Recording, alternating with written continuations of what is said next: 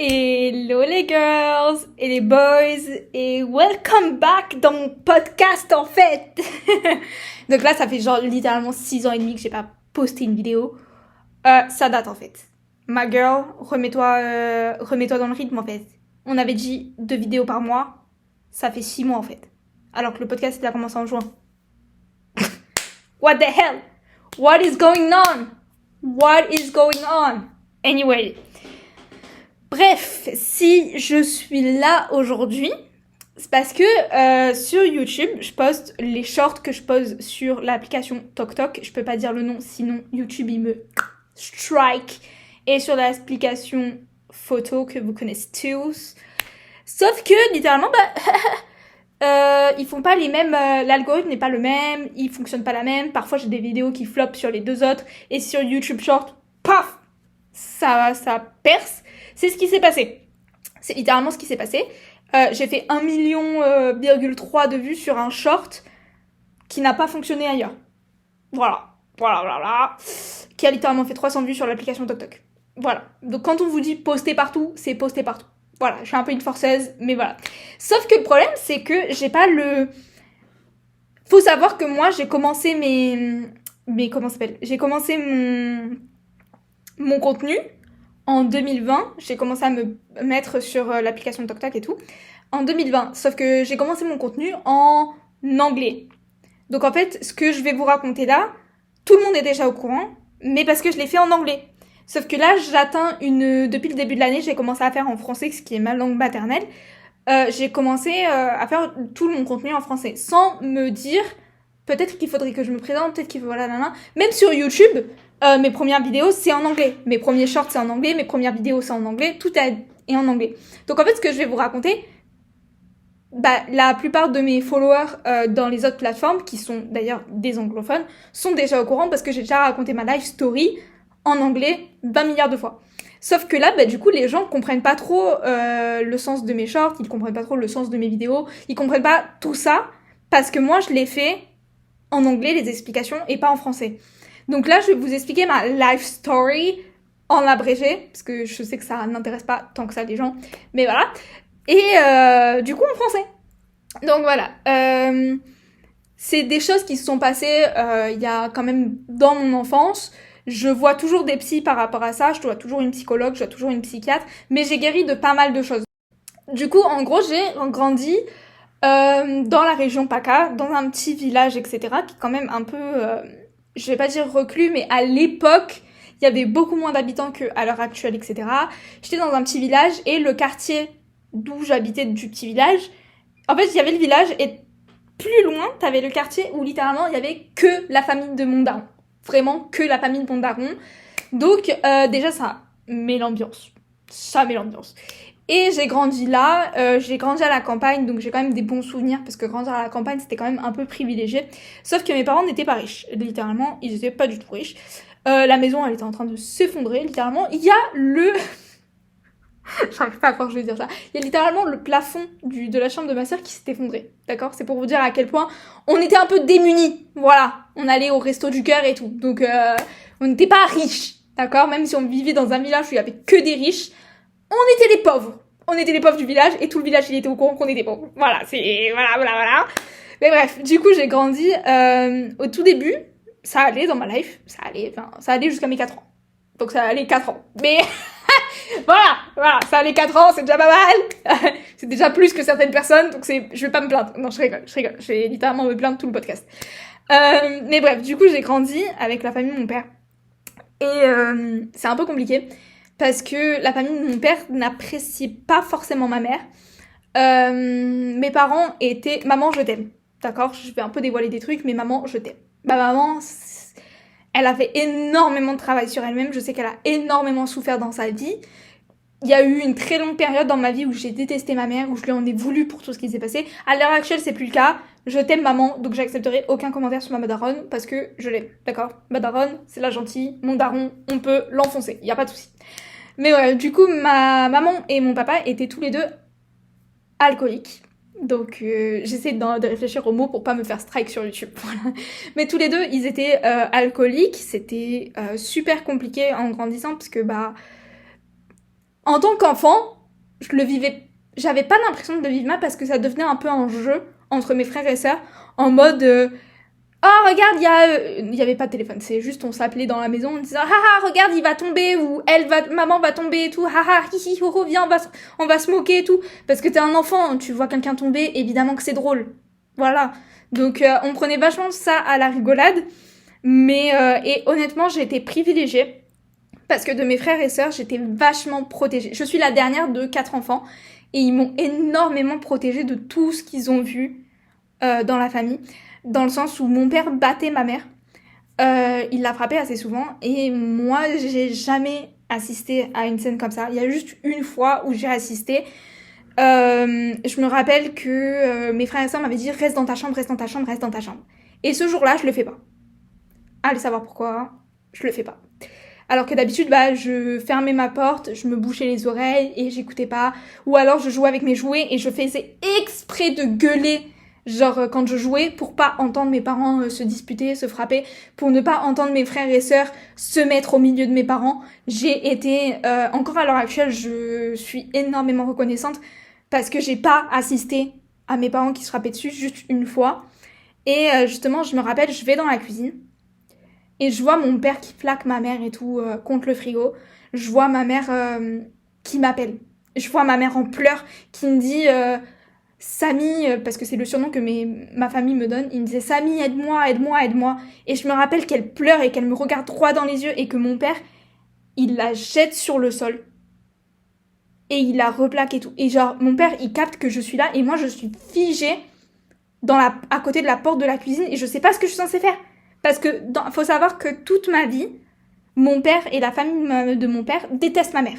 D'accord, c'est bon. J'ai grandi avec la famille de mon père à côté, littéralement la maison collée, et mon père qui me dit tout le temps que ma mère c'est la méchante, que si ça va pas dans nos vies c'est à cause de ma mère, que ma mère elle est horrible. D'ailleurs mon père a éloigné ma mère de tous ses amis.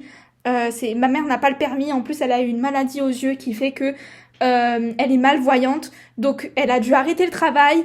Il y avait aucune... Enfin, ma mère, elle était bloquée à la campagne, sans pouvoir s'échapper, de devoir dépendre de mon père.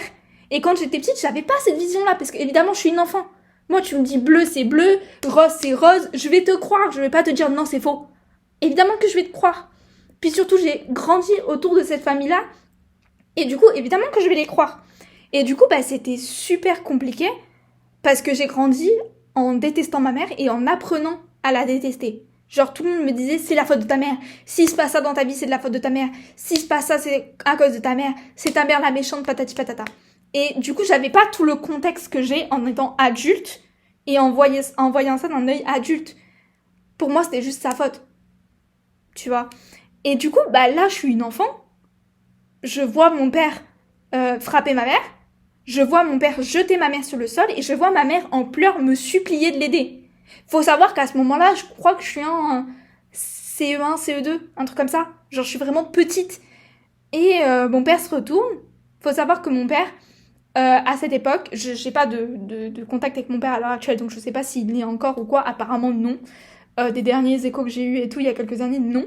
Mais à cette époque-là, il travaillait en tant qu'aide-soignant dans un hôpital psychiatrique. Mon père, il m'explique qu'en gros, c'est normal ce qu'il fait, qu'il fait ça à tous ses patients, et que en gros, bref, il m'embobine le cerveau, et il me dit non mais t'inquiète pas, c'est elle qui est tombée toute seule.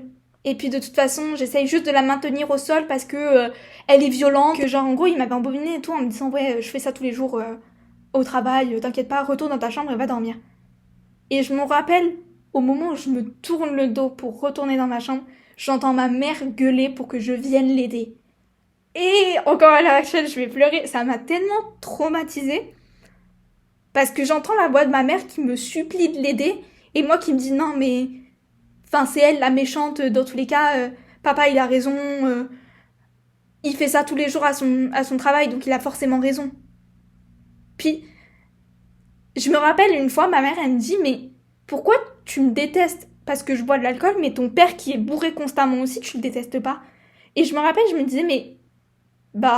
parce que je sais pas, c'est un homme et il m'a dit que c'était toi qui avais tort que les femmes elles pouvaient pas boire. Tu vois, enfin, c'était toujours des genre des lavements de cerveau de la part de mon père qui me disait non mais les hommes ils ont le droit de boire, etc. C'est juste, les femmes elles doivent s'occuper des enfants donc elles n'ont pas le droit. Mais toi aussi t'es censée t'occuper de tes enfants de ce que je sache, enfin... Donc bref, du coup mon père battait ma mère. Et faut savoir que mon père... Waouh, c'est dur. En fait c'est tellement facile en anglais d'expliquer tout ça parce que dans mon cerveau, j'ai pas la même attache, vu que la langue française, c'est ma langue maternelle, du coup, elle est directement attachée à mes sentiments, ce qui n'est pas le cas avec la langue anglaise. Et waouh, c'est super dur. Mais mon père faisait des choses à moi. Je peux pas dire le mot parce que sinon je vais me faire strike. Mais il me faisait des choses que t'es pas censé faire à un enfant. Et que t'es pas censé faire tout court à une personne, mais encore moins à un enfant en tant que père. Des choses où je n'étais pas consentante pendant de mes 4 ans à mes 12 ans. Donc c'était quand même assez long. Hein. C'était assez long. C'est super dur, donc je vais pas rentrer dans les détails parce que déjà sinon je vais me faire strike sur YouTube et de deux c'est super compliqué pour moi. Genre c'est vraiment super dur. Et ouais, du coup il me faisait ça, sauf qu'il faisait passer ça comme de l'amour. Genre il me disait que tous les papas faisaient ça à leurs enfants, donc je me suis jamais posé la question. Puis même à 4 ans, c'est un peu là où tu commences un peu à grandir, à te développer, à parler tout seul, à faire des nanas. Et c'est surtout l'enfance où on te dit une fleur c'est une fleur, une voiture c'est une voiture. Donc moi, je vais y croire, ce qui est logique. Donc en fait, si mon père me dit que tous les papas font ça, moi je vais le croire. Si le rituel pour aller au lit c'est ça, je vais le croire. Je vais pas remettre ta parole en question. J'ai pas de comparatif en fait. J'ai 4 ans, j'ai pas de comparatif. Puis même, j'ai 4 ans jusqu'à mes 12 ans, donc en fait j'ai grandi comme ça. Donc en fait moi mes comparatifs c'est juste la norme. Et j'ai pas de... j'ai pas de comparatif. Et je vais pas forcément en parler avec les autres. Dans le sens où... pour moi c'est la norme. Pourquoi je vais pas... C'est comme par exemple... si on vous dit... les pâtes carbonara, c'est ça. À 6 ans et demi, tu vas pas voir ta copine et te dire toi, les pâtes carbonara, elles sont comment? Hein? Est-ce que tu mets de la crème ou tu mets pas de crème? Enfin, c'est stupide. Tu vas pas remettre en cause quelque chose que tu penses être totalement normal. Parce que moi, je me dis... Et en plus, quand ça me faisait mal ou quoi que ce soit, ils remettaient la faute sur moi. C'est super dur, je grandis comme ça. Je grandis avec des parents aussi qui se frappent... Enfin, avec mon père qui frappe sur ma mère. Je grandis aussi avec une mère qui devient un peu abusive. Voilà. J'adore ma maman à l'heure actuelle. Hein. On a discuté de tout ça, on a vraiment parlé de tout ça et tout. Je sais son histoire à elle, de comment elle a grandi, etc. Donc je lui ai pardonné beaucoup de choses. Mais j'ai grandi avec ma maman qui du coup se vengeait pas mal sur moi. Et aussi sur mon frère et tout. Où elle nous frappait avec des cuillères en bois, avec parfois une fois avec une casserole et tout. Une fois, elle m'a planté une fourchette dans le front et tout, j'ai saigné, etc. Parce que... c'est ridicule. Mais parce que je voulais pas couper de la salade, du coup elle s'est énervée, elle a planté une fourchette et tout dans mon front. À l'heure actuelle, j'ai discuté de tout ça avec ma mère et ça va beaucoup mieux. Et je lui ai pardonné et tout. Donc j'accepterai pas de mauvais commentaires sur ma maman et tout. Mais ouais, c'était super dur pour elle, c'était super dur pour nous en tant qu'enfants de grandir dans cet environnement-là. Et surtout, vu qu'on était dans un petit village, tout le monde savait qu'on était cette famille bizarre, etc. Qu'on était cette famille avec tous ces problèmes-là. Donc c'était super dur parce qu'à l'école, tout le monde savait. Et un jour, ma mère a fait une overdose de médicaments et elle s'est retrouvée dans le coma. Elle s'est retrouvée dans le coma. Et évidemment, tout le village était au courant, comme d'habitude. Et à l'école, on m'embêtait sur ça. Genre, je me rappelle, il y avait un enfant qui avait dit « J'espère que ta mère, elle va mourir » et tout. Enfin, on m'embêtait sur mes problèmes de ce qui se passe à la maison et tout. Mais ça allait. C'était pas forcément du harcèlement. C'était pas... Enfin, je me vois pas être harcelée en primaire et tout. Mais je suis rentrée au collège. Et je me rappelle, ça s'est arrêté à 12 ans. Parce que déjà, à un moment donné, vers mes 9-10 ans, ma mère... ça s'est arrêté à 12 ans avec mon daron. Parce que vers mes 9-10 ans, ma mère, elle a fait appel. Du coup, bah, vu qu'elle se faisait battre par mon père et tout, elle allait souvent dormir chez sa sœur, ou elle restait chez sa sœur, etc. Du coup, on s'est appelé et tout, et moi, je lui ai dit que, genre, j'avais dormi avec mon père, je lui avais expliqué quelques trucs, mais totalement normal. Genre, je lui explique ma journée, ensuite, je me suis réveillée. Moi, j'étais trop contente hein, de dire que j'avais dormi dans le lit de mon père, parce qu'elle avait une télévision. Et du coup, bah, je pouvais regarder des dessins animés et m'endormir avec les dessins animés. Ensuite, je me dis, ouais, je me suis réveillée, j'ai pris mon petit déj. Je raconte ma journée normale. Je suis pas alarmée par les faits qui se sont passés. Je suis pas en mode, oh là là, il s'est passé ça. Parce que c'est toujours la norme pour moi. C'est toujours la norme. Tout ce qui se passe, pour moi, c'est une norme. Et c'est ancré dans ma tête comme si c'était normal. Ma mère et ma sœur et sa sœur entendent ça, etc. Elles sont alarmées. Elles appellent les gendarmes. Elles disent, ouais, ma fille, non, non, non, non. Et le gendarme, il dit, retournez chez vous. Retournez chez vous. Les gendarmes étaient déjà au courant que ma mère se faisait battre par mon père, parce qu'il y a eu plusieurs fois les gendarmes qui venaient chez nous. Littéralement, on les connaissait, parce qu'ils venaient tellement souvent, parce que ma mère les appelait tellement souvent, qu'ils venaient tellement souvent qu'on les connaissait. En fait, on savait qui était qui. Ils venaient avec les pompiers, enfin bref. La norme. Encore une fois, une norme dans ma vie. Littéralement, une fois, j'ai regardé South Park avec un gendarme qui était à côté de moi, qui me parlait tout le temps mal. Et moi, à un moment donné, j'étais en mode, bah là, tu parles alors qu'il y a South Park, donc j'arrive pas à entendre, en fait. Genre, j'étais en mode, ma puce, tu parles trop! Tu me parles alors que j'essaye de regarder un dessin animé! Genre, c'était une norme, en fait. C'était pas bizarre, etc. Mais moi, du coup, elle porte plainte. Vers mes 10 ans. Ouais, je crois que j'avais 10 ans. J'ai mon premier test de V à l'hôpital. C'était hyper traumatisant parce que bah, du coup on m'a filmé en bas et tout, on m'a posé des questions, on me filmait. L'assistante sociale, du coup on avait tout le temps rendez-vous avec l'assistante sociale, elle venait à la maison, bref. La norme encore, parce que même l'assistante sociale venait à mon école, etc. Et pareil, c'était une norme. Voilà, donc c'était pas bizarre. Moi je pensais que tous les parents... Et pour moi dans ma tête c'était juste parce que mes parents à ce moment-là ils voulaient divorcer. Donc j'avais pas conscience que c'était parce que, voilà, moi je pensais que tous les parents qui divorcent, bah hop là, on passe par ça. Et il faut savoir, là vous me dites, bah pourquoi t'as pas parlé, pourquoi t'as pas dit, non, non, non. Littéralement ce que la juge m'a posé des années plus tard. Mais faut savoir que ce jour-là, où ma mère revient à la maison avant le test de V, etc., il y a la police qui vient. Et il y a un gendarme qui me dit, il faut que tu me dises ce que ton père te fait, comme ça on peut l'envoyer en prison. Moi je panique. Et mon père qui me dit si je vais en prison, tu vas rester seule avec ta mère qui est méchante avec toi. Bref, rappelez-vous que il m'a totalement lavé le cerveau sur ma daronne, que moi à ce moment-là je déteste ma daronne, que je prie même parce que je suis née dans une famille chrétienne. Pas le bon exemple de chrétien évidemment parce que ça reflète pas du tout la Bible. Mais bref, moi je prie Dieu en voulant que ma mère décède. Je déteste ma mère, je veux me retrouver... Parce que, apparemment, tous les problèmes qu'on a dans notre vie sont dus à ma mère. Et ça vient de mon père, mais ça vient aussi de la famille de mon père. Donc c'est même pas que mon père, c'est vraiment toute la famille autour qui me rabâche à longueur de journée que si dans ma vie, ça ne va pas, que si je suis malheureuse, que si on n'a pas d'argent, que si se passe ça, que si j'ai pas la même vie que mes copines qui partent en vacances, qui ont des jouets et tout, tout est à cause de ma mère. Vraiment, c'est un lavement de cerveau de plusieurs années. Et plusieurs années à me dire que ce qui se passe à la maison, c'est totalement normal. Ce qu'on me fait, c'est totalement normal. Donc, moi, mon père, il me dit, ouais, il me fait peur. Il me dit, tu vas te retrouver seule avec ta mère. Moi qui déteste ma mère. Il me dit, oui, je vais partir en prison. T'auras plus de père. Tes frères et sœurs n'auront plus de père et ça sera ta faute. Il faut pas que tu le dises. Et moi, je me dis, bah, j'ai pas envie que mes frères et sœurs ils me détestent parce que j'ai plus de père et tout, non, non, non, non, non.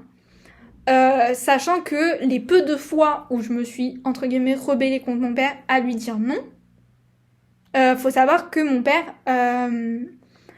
les peu de fois où je lui ai dit non, waouh, c'est dur, c'est super dur, bah, il me faisait du chantage émotionnel, en me disant qu'il allait se foutre en l'air, il me disait que... tout était de ma faute, que je le rendais super triste et que du coup il allait se tuer et que ça allait être ma faute. Ou alors je me rappelle un jour où il était tellement... Je sais pas à l'heure actuelle s'il était réellement bourré ou s'il avait fait exprès. Mais en gros, je m'étais rebellée en disant non, nanana, que mon corps m'appartenait, etc. Blablabla. Je rentrerai pas dans les détails.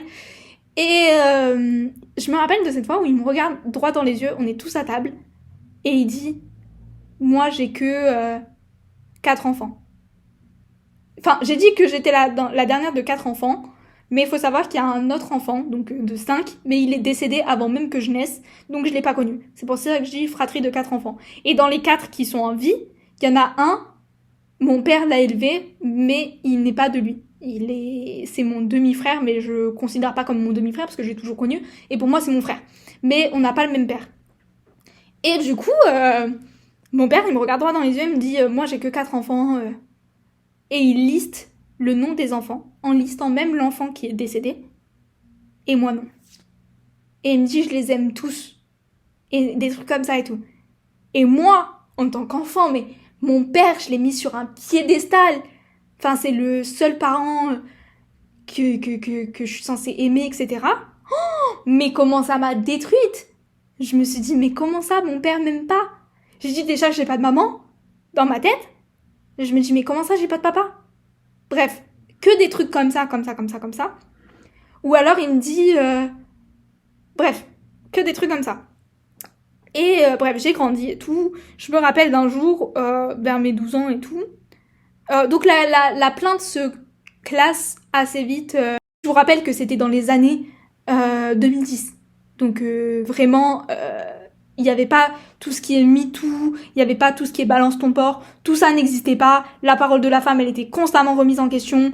Les professeurs et les médecins n'étaient pas formés comme ils le sont aujourd'hui. Parce que quand j'ai porté plainte des années plus tard, mon médecin d'enfance s'en est tellement voulu parce qu'il a dit mais avec une vision que j'ai à l'heure actuelle, oui, ce que t'as vécu, j'aurais dû voir les signes d'une enfant qui avait été abusée, mais je les voyais pas.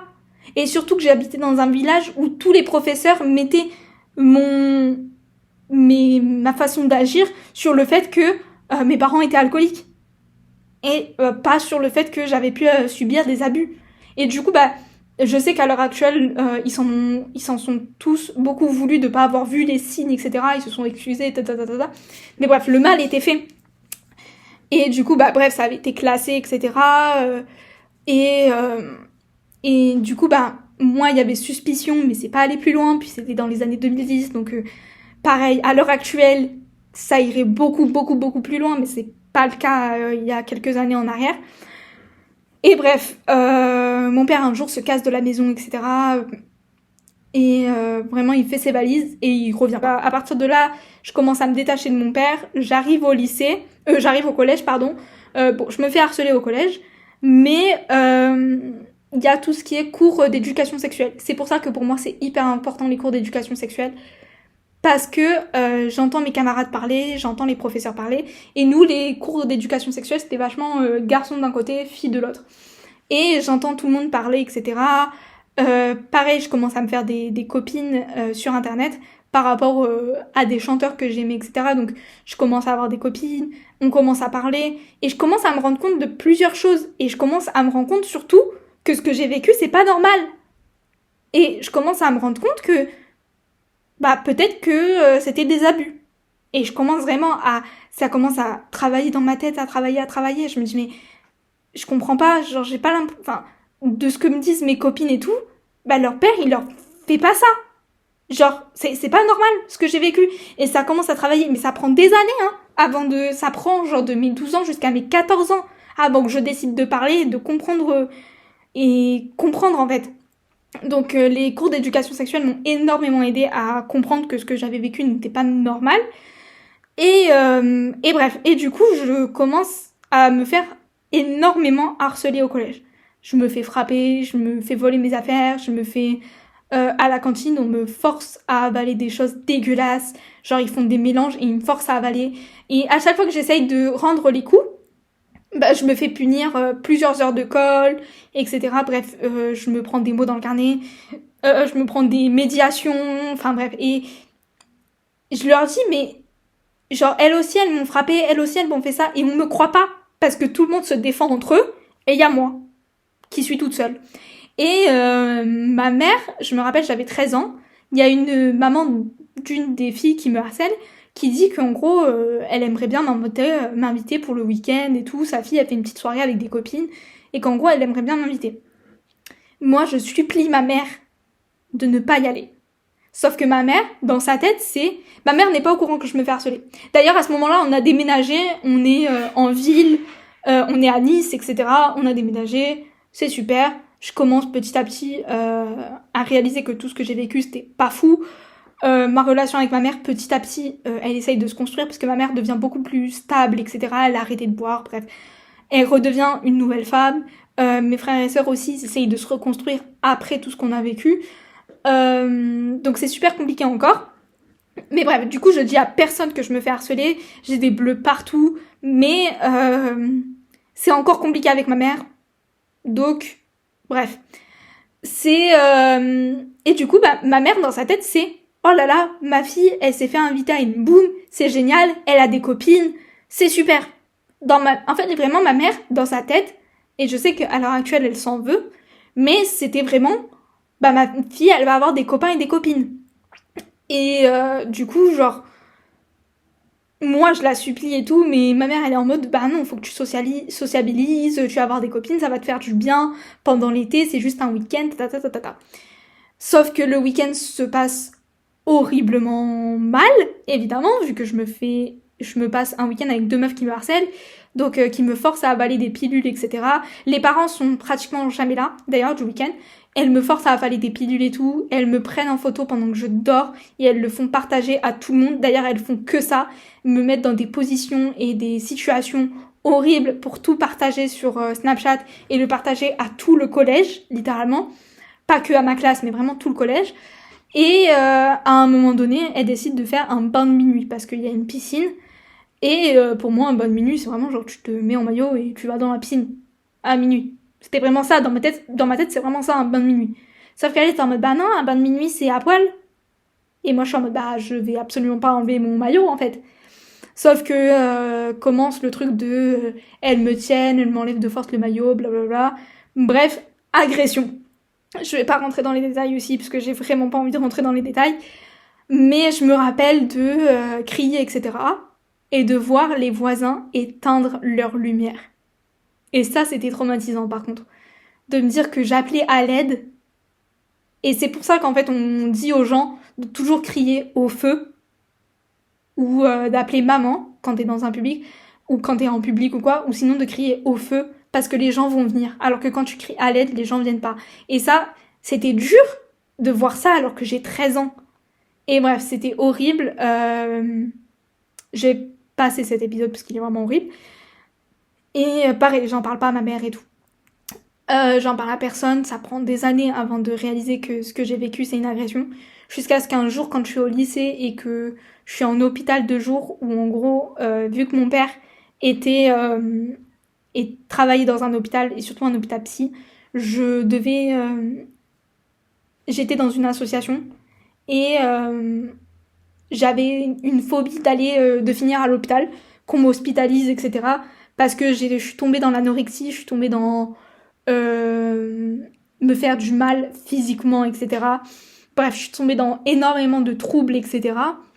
Et du coup, je nécessitais une hospitalisation, sauf que vu que mon daron travaille dans un hôpital psy, c'était compliqué et il comprenait le pourquoi j'étais un peu trauma des hôpitaux et tout. Du coup, la solution, c'était j'allais en hôpital de jour, donc tous les après-midi, j'allais à l'hôpital, je parlais avec une psychologue, je parlais avec des juristes, parce que à 14 ans, j'ai décidé de parler à la police de ce qui s'est passé dans mon enfance. Du coup, je parle de cet événement que j'ai vécu quand j'étais au collège. Et parce que la question, c'était, est-ce qu'il y a quelqu'un d'autre qui a pu toucher tes parties intimes? Et moi, je parle de ça. Mais je parle pas de ça en mode, c'est une agression. Et elle me dit, mais tu te rends compte que... Donc je lui parle en détail et tout. Et elle me dit, mais tu te rends compte que ce que t'as vécu, c'est une agression? Je dis, non, c'était des filles. C'est pas une agression. Et donc là déjà, elle m'a déconstruite totalement sur les femmes peuvent aussi agresser d'autres femmes et ou d'agresser des hommes, mais bon, là c'est pas mon cas, vu que je suis une femme. Et bref, me déconstruire sur tout ça et tout, ce qui a été super dur. Et bref, mon procès toute la truc juridique, elle dure 7 ans. 7 ans à devoir aller voir la police, 7 ans à devoir aller voir, avoir eu un face-à-face avec mon daron, qui était horriblement traumatisant. La police a fait super bien son taf, mais c'est juste que raconter mon histoire en ayant mon agresseur en face, c'était super dur. Mais ça s'est super bien passé et tout. J'ai pu même dire ce que j'avais sur le cœur et ce que je ressentais. J'avais 16 ans en plus à ce moment-là. Donc quand même 16 ans, c'est jeune.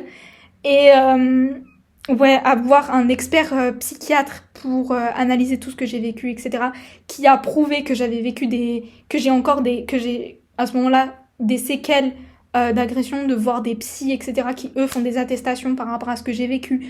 Bref, à d'ailleurs aller dans les hôpitaux, voir des psychiatres et tout, et des psychiatres qui me prévoient des traitements, etc., voir des psychiatres qui me font dans des petites cliniques des tests, etc. Je dois faire des tests sanguins tous les mois, des tests pour savoir comment va mon cœur parce que j'ai toujours un trouble alimentaire qui fait qu'il faut surveiller tout ça parce que ça peut être quand même dangereux, etc. pour ma santé.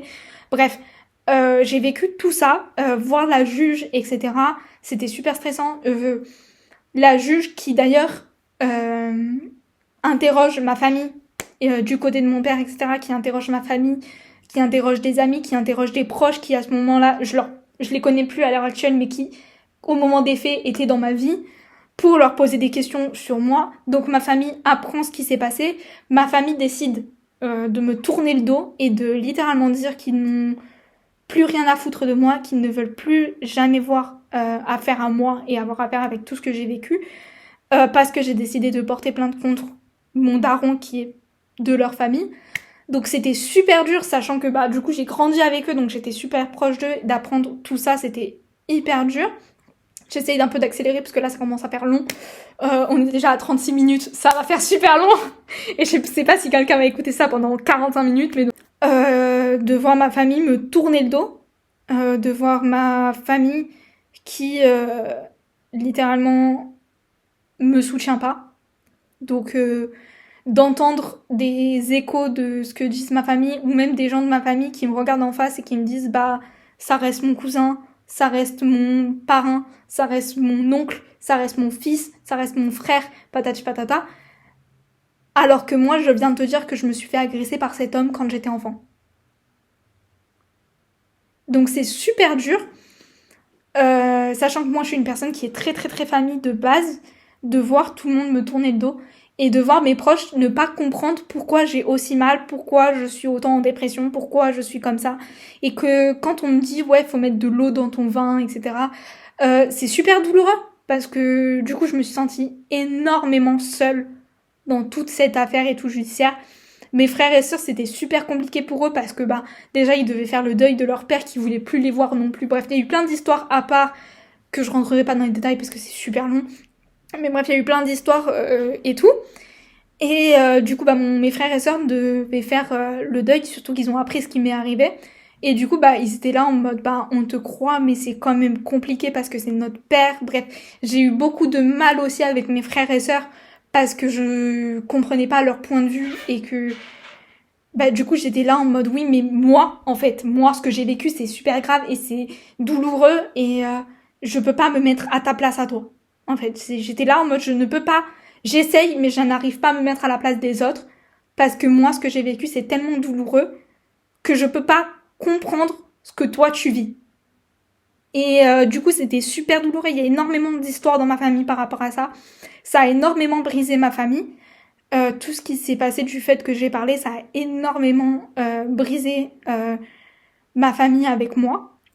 Donc ça a pris des années ça a pris quand même un long moment pour que, avec mes frères et sœurs, j'arrive à aller mieux, pour qu'avec ma mère ça aille mieux. Bref, c'était super compliqué. Tout ça pour que on m'apprenne. Ah oui, entre-temps, je suis sortie avec mon ex. Je suis sortie avec mon ex et je lui explique ce qui s'est passé. Une semaine. Et c'était la première personne avec qui j'étais un peu... avec des relations un peu physiques. Il se passait rien, c'était à travers les vêtements. Mais c'était la première personne avec qui j'osais être un peu comme ça et tout.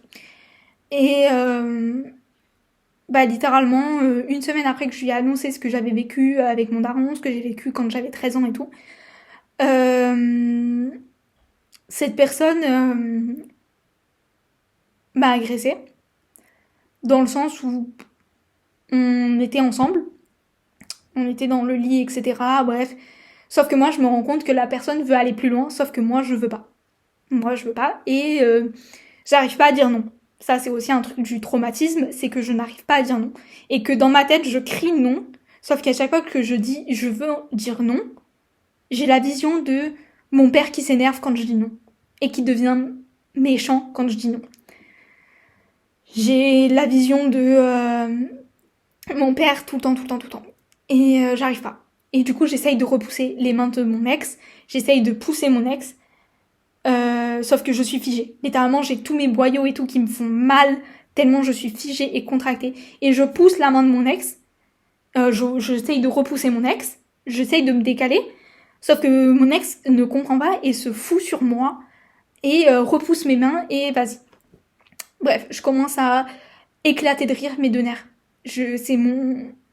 Je sais pas, c'est mon corps, il s'est dit, faut que tu te sortes de là, faut que tu trouves un truc, et du coup j'éclate de rire, mais de là à pleurer, j'arrive pas à m'arrêter, et j'ai mal au ventre, je pleure, je rigole, j'arrive pas à m'arrêter. Et du coup mon ex comprend pas, mais bref, ça a stoppé le truc, donc j'ai réussi à stopper le truc et tout. Le lendemain, moi je me dis, bref là, c'est pas une agression, parce que juste mon ex a pas compris, tu vois, que je voulais pas. Et mon ex m'envoie un message et tout en me disant j'espère que tu t'es pas trop senti forcée hier. Et genre en gros il me fait comprendre, mon ex me fait comprendre qu'en gros il avait compris que j'avais repoussé ses mains, que j'avais essayé de repousser, sauf que voilà. Bref, super compliqué. Mon ex se met à pleurer et tout, en mode oh là là je t'ai forcé nanana, et moi je le rassure. Je la rassure et tout, je rassure mon ex pareil nanana. Super compliqué pour moi. Et pareil, je prends des mois à capter que c'était réellement une agression. Pareil, à chaque fois, je prends énormément de temps à comprendre que c'est des agressions.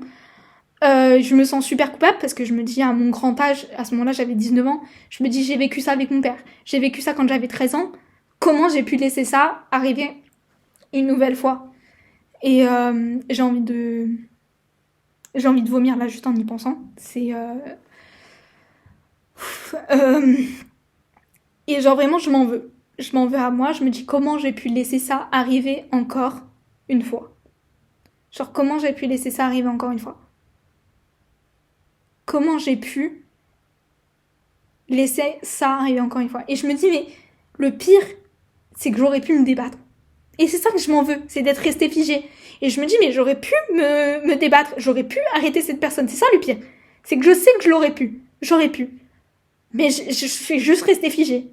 Et je m'en veux, et je m'en veux, et je m'en veux. C'est horrible.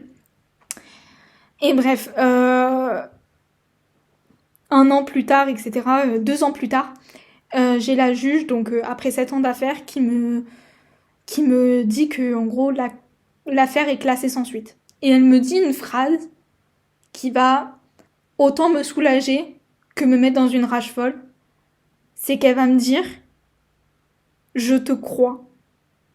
Je sais ce que t'as vécu. Je crois ta parole.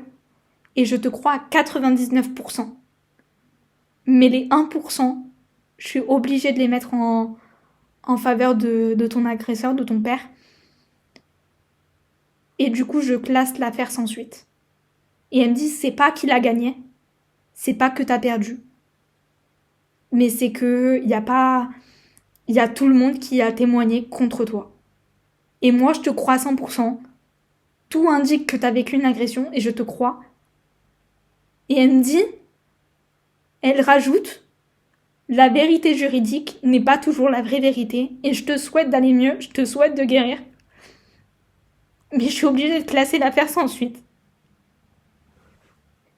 Et c'est genre super compliqué pour moi. Parce que je me dis, je me suis battue pendant 7 ans. J'ai travaillé 3 jobs en même temps que mes études pour pouvoir payer mon avocat. Pour payer un avocat et tout. Et j'ai perdu l'affaire. Parce que moi, je le vis comme ça. Je le vis comme un... Je me dis, mais comment tu peux me dire droit dans les yeux que tu me crois? Comment tu peux me regarder droit dans les yeux et me dire je sais que ce que t'as vécu c'est vrai? Et faire ça. Et je sais qu'après d'un œil extérieur, je me dis, imagine une affaire comme ça, le mec il est vraiment genre innocent.